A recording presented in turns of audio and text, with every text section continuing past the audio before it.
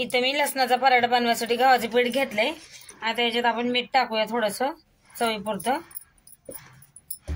आणि असं मिक्स करून घेऊ पीठ आणि याला पाणी टाकून मळून घेऊ। आता त्याच्यात पाणी टाकून पीठ मळून घेऊ आपण।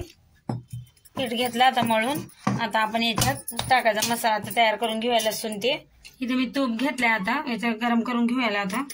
आणि इथे मी लसूण घेतला आणि एक हिरवी मिरची असं ठेचून घेतले जाडसर। हे पण याच्यात टाकायचं आपल्याला। याच्यात टाकून घेऊ आणि थोडंसं मीठ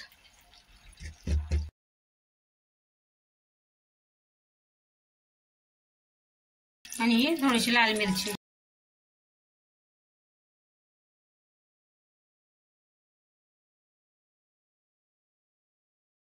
ते काढून घेऊ। इथं आता असं उंडा करून घेतलाय मी।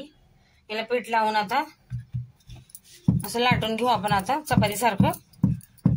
आता अशी लाटून घेतली मी। आता आपण हे लसूण आणि ते मिरची टाकून बनवून घेतले, मीठ पण टाकले ह्याच्यात। हे लावून घेऊया आता सगळीकडून लावून घ्यायचं आपल्याला चांगलं।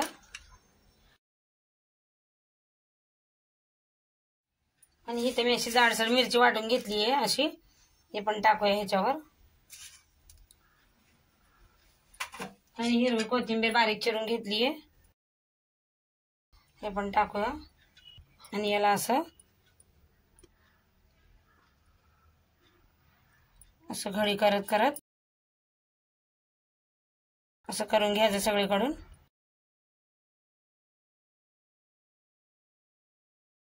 आणि हे पण असं करायचं सगळीकडून असं करून घ्यायचं आपल्याला।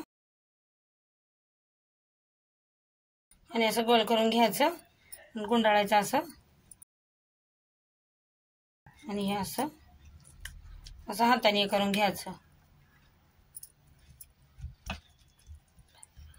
आणि याला आपल्याला आता लाटून घ्यायचंय। थोडंसं याच्यावरनं पीठ टाकलं,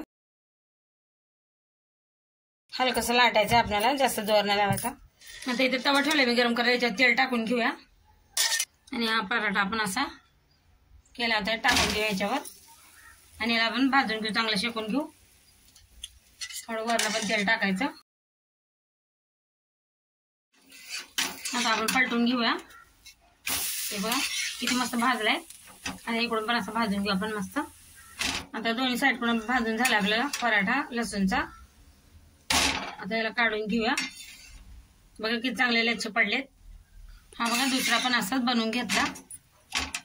आता आपण सगळे असेच बनवून घेऊ, बाकीचे पण। तयार आहेत आपले लसूण पराठे। याचे बघा किती मस्त असे लच्छ पडलेत। व्हिडिओ आवडला असेल तर चॅनलला सबस्क्राईब करा, लाईक करा।